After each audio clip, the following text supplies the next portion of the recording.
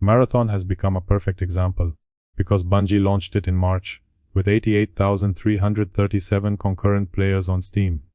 5 months later, a recent daily peak sits around 3,700, which means roughly 96% of that launch peak has disappeared from the Steam chart. Stranger still, Bungie has already managed to pull thousands of people back through free access, seasonal updates, and a PvE experiment, yet the same chart keeps shrinking after those bursts of attention fade. More importantly, that repeated return creates the real mystery here. Because Marathon does not seem unable to attract curiosity, it seems unable to turn that curiosity into a lasting habit. Behind the collapse sits a plan that probably looked perfectly sensible, when every part was separated into its own little box. Armed with an old science fiction franchise, shooter prestige, Destiny experience, and an industry obsessed with live service revenue, Bungie had ingredients that looked valuable on paper. Sony wanted more live service hits, while extraction shooters had already proved that dedicated audiences could spend hundreds of hours chasing risk, loot, and mastery. Somewhere between those facts, Marathon became the place where all of those ideas were expected to overlap. Longtime fans were supposed to recognize the name, extraction players were supposed to recognize the format, and younger players were somehow expected to care about a franchise that started before many of them were born. Meanwhile, younger players were being asked to treat Bungie's history as a reason to commit evenings to another online game. Inside Marathon, players become runners, enter Tor Ceti 4, gather gear, complete contracts, fight rival crews and hostile forces, then try to escape, before somebody else turns 20 minutes of effort into their payday. Mechanically, that loop can work, but the question is, who exactly was waiting for this version of Marathon? Before YouTube decides this video belongs beside every live service roadmap that quietly stopped getting updates, hit like, subscribe, and support the channel, because apparently, feeding the algorithm is the only extraction mission where the loot is my ability to keep making these videos. Consider that your public service for the day, because Bungie has a much more expensive retention problem waiting for us. On March 5th, Marathon reached 88,337 concurrent Steam players, which meant Bungie did not launch into an empty room, and did not need to beg people to notice the game. Within weeks, that crowd began thinning, and by late summer, a recent Steam peak had fallen to roughly 3,700, leaving only a small fraction of the opening audience visible on that platform. Across PlayStation and Xbox, the total population is obviously larger than Steam alone can show. But Steam still gives us a public window into how sharply engagement changed after launch. At first, the obvious explanation was simple enough, because multiplayer games lose launch tourists all the time, and nobody expects opening weekend numbers to stay frozen forever. Then, Nightfall arrived alongside an open play period, lowering the barrier, just as Marathon needed another reason for people to look, and the Steam chart moved upward again, instead of continuing quietly toward irrelevance. Thousands of players returned while the doors were open, which meant awareness had not vanished, and curiosity could still be summoned, when Bungie changed the offer. Once that burst passed, however, the population settled back toward the same lower range that had already become familiar, leaving Bungie with a better launch pad, but not a larger lasting crowd.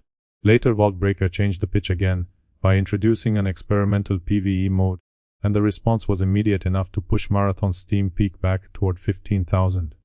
Curiosity appeared almost on command, as players who had drifted away suddenly had a different reason to reinstall the game and see what Bungie had changed. After the novelty faded, the population contracted again, leaving another spike behind, and making the same question harder to ignore, without anybody needing to spell it out. Anyone who remembers the original Marathon games can see where one part of the problem begins, because those releases built their identity around strange science fiction, artificial intelligence, labyrinthine spaces, isolation, and a story that players spent years pulling apart. Originally, the name carried a very different expectation, from entering a zone, filling an inventory, watching for rival squads, and escaping before somebody else turns your progress into their reward. Modern Marathon keeps the universe, visual references, and branding, yet its daily rhythm belongs to an extraction shooter that asks players to enjoy risk, repetition, and the possibility of losing what they just earned. Changing a franchise is not automatically a crime, because keeping every old series frozen forever would be creatively useless. But changing the fundamental format also changes the audience you need to persuade. Veterans who waited decades to see Marathon return were never guaranteed to want extraction gameplay, simply because the familiar title came back with it.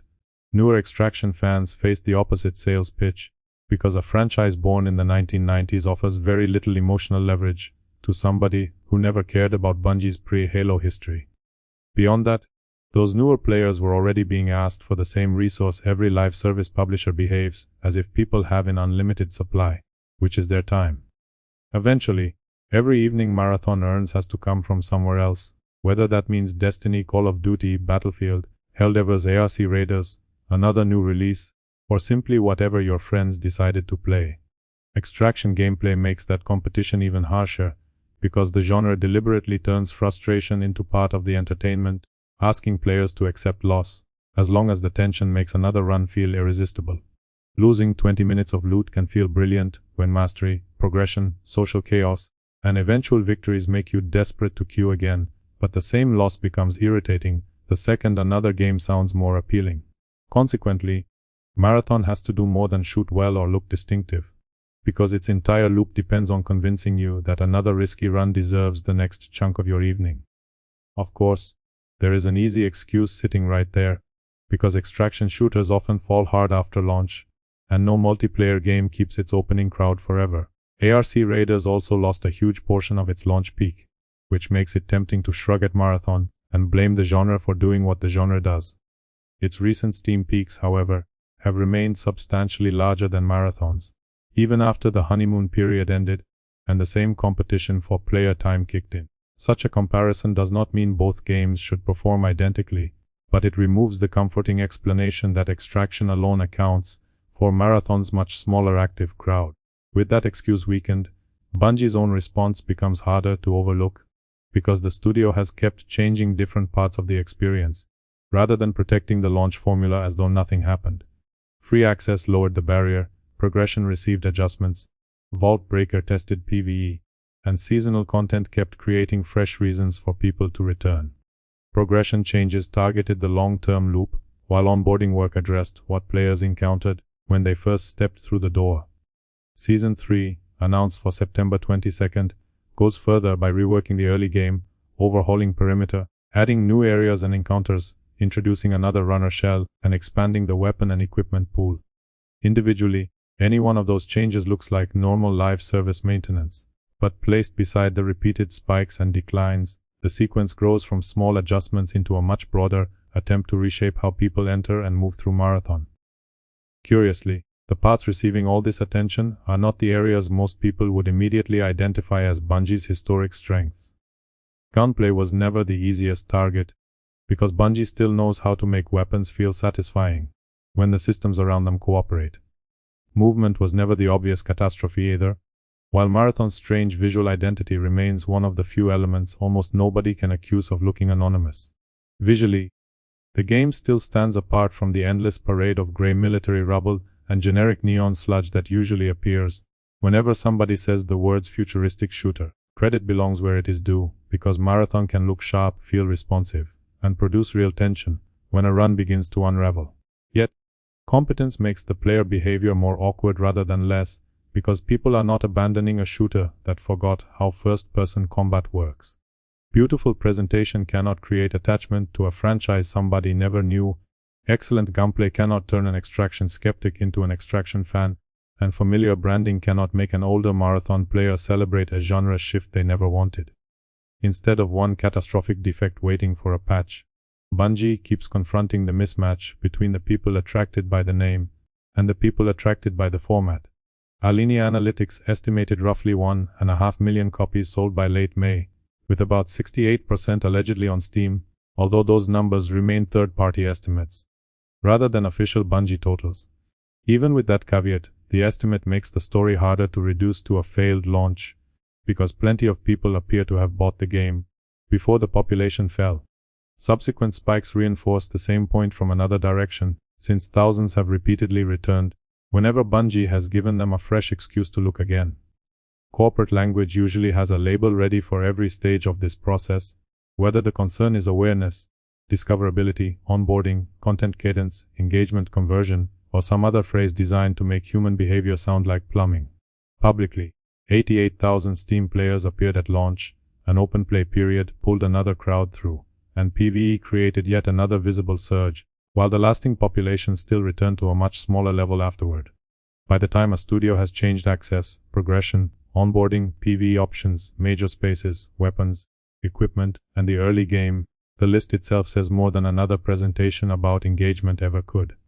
Perhaps, the Marathon name captures the contradiction best, because recognition helped get attention, while importing expectations that the new game immediately had to fight. Older fans arrived carrying memories of one kind of Marathon, whereas the new design asked them to embrace another, and no amount of familiarity guaranteed those two ideas would overlap. Among younger Extraction players, the equation ran in reverse, because the gameplay format might already make sense, while the legacy branding contributes almost nothing beyond a title Bungie insists is important. Caught between those groups, the project asks each audience to care about the part designed for the other one, while the live service model demands recurring attention, as though that overlap had already been proven. Look at the sequence without the marketing vocabulary, and the strategy begins coming apart on its own, because Bungie revived Marathon, launched an Extraction shooter, attracted a large opening crowd, lost most of that Steam peak, opened the game to more players, watched the chart rise, experimented with PvE, watched the chart rise again, and then kept rebuilding progression, onboarding, modes, spaces, and the early experience. Nothing in that sequence requires us to call the developers desperate, or predict what happens next, because the increasingly broad changes are already sitting there, beside the same repeated player behavior. Back in March, more than 88,000 Steam players filled Bungie's new waiting room at the same time, while today, most of those chairs are empty. Since then, the doors have opened wider, the furniture has moved, new rooms have appeared, and thousands of people have walked back inside, whenever Bungie gave them a reason to take another look. What keeps happening afterward is the part no trailer can disguise, because those returning crowds repeatedly thin once the latest reason to visit stops being new. Clearly, people know where Marathon's door is, and Bungie has already proved more than once that it can convince them to walk through it. Marathon's problem is what happens after they arrive, understand what is being offered, and decide that another evening somewhere else sounds better. Anyway, that's all I've got for today. Go away now.